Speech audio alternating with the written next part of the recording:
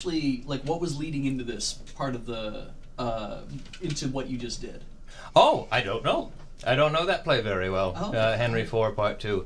Yeah, I'm not very familiar with the... I just know the good bits of the histories. I don't actually know the history of the histories, sadly. I wish I did. I know Falstaff is a reoccurring character, and yeah, shows up at various parts as a sort of comic relief, and then he dies very tragically in Henry V. Yeah. And I think, I remember you recommended a speech by Nurse Quickly. Yes, Yeah. She's got this lovely elegy for Falstaff. Yeah. But yeah, Falstaff is like the old fat knight who was Prince Hal, who would later go on to be King Henry V's drinking buddy. Mm-hmm. Yes. Right? Hal would go out on the town and hang out with all these like very low class characters, and Falstaff is technically a nobleman, but he's broke all the time from gambling and drinking, and he hangs out with like just the dregs of society. Right. And in Henry V, Falstaff has died before Henry V, basically, or he's very ill during it, and dies early on. That's right. Yes, he dies very early on. The mistress quickly gives him a eulogy, and all of Falstaff's drinking buddies go to war with Henry, and all die off stage. Oh. Except for Bardolph, who is hanged. Oh, dear. In Henry hangs him for stealing from a church. Oh. So he's the only one of those characters who dies on stage. See, this makes the Merry Wives of Windsor not as funny. This makes sort of, oh, I didn't know that's what happens afterward. Yeah, Bardolph is executed for war crimes. Aw. In France.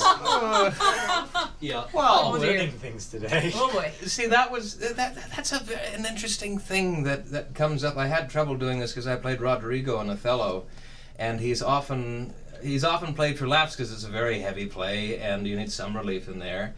But going into it, I played it very tragically because he gets suicidal and he's pining after Desdemona, and there's some fun stuff where Iago is conning him out of his money and all that. But he dies on stage. He gets stabbed by his friend and he dies, and his last words are thou, oh Iago, thou damn dog, or something like that, and he dies, and it's very, very tragic, but it seems like Shakespeare didn't really care if he was killing off his clowns or not. Although maybe he did. I don't know, because that Nurse Quickly speech is so touching. Yeah, well, I think it doesn't matter if he loved his characters, I guess. Like, the way he treats them, he's getting something out of it. True, yeah. Right? Like, he took the characters from Merry Wives of Windsor and from Henry IV, parts 1 and 2, and then they all go to war in Henry V, which is usually portrayed like as this very kind of like glorious patriotic play. It always gets remade when the British go to war. Yeah. Or it always gets a big, like, lavish, usually film production when the British go to war. And they always cut out the parts where Pistol and Bardolph and Nym die. Yeah. Those never really turn up. Those ones kind of get glossed over. It's almost like, maybe it's not actually a very glorious play. Right, Maybe it's only glorious for Henry. Because even then, in the epilogue, the chorus, who starts off the play with, that famous opening monologue, oh, for a muse of fire that would ascend the brightest heaven of invention, right? That same chorus ends the play with being like, okay, so all of that'll be gone in like 6 months. Henry contracts a fever and dies, and his infant son is not really combat capable Right, by the time that Henry dies. And all of this doesn't matter. So it's just futility. Yeah. Yep. True. Okay.